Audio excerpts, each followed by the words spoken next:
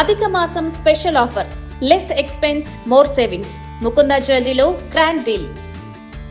హైదరాబాద్ మహానగరంలో కనిపించని వేగంతో డెవలప్ అవుతున్న ప్రాంతాలెన్నో ఉన్నా అందులో ముందు వరుసలో ఉంటుంది కోకాపేట.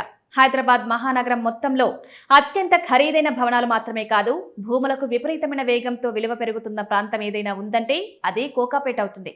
మరో 5 నుంచి 10 ఏళ్ల కాలంలో కోకాపేట హైదరాబాద్ సిటీకి మరో ఐకాన్ గా మారుతుందన్నమాట రియల్ ఎస్టేట్ వర్గాలు తరచూ చెప్తుంటాయి. మొత్తం నగరానికి కోకాపేటకు మధ్య విభజన రేఖ చాలా స్పష్టంగా ఉంటుందని చెప్తున్నారు.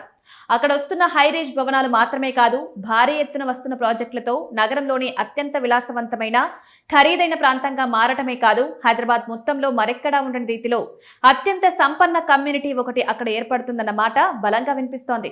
రానున్న రోజుల్లో హైదరాబాద్ లో ఎక్కడ ఇల్లు ఉన్నా ధనికులు సంపన్నులకు కోకాపేటలో ఇల్లు ఉండడం ఒక స్టేటస్ సింబల్ గా మారే వీలుందన్న మాట వినిపిస్తోంది. ఇలాంటి కోకాపేటకు తాజాగా మరో మణి చేరనుంది.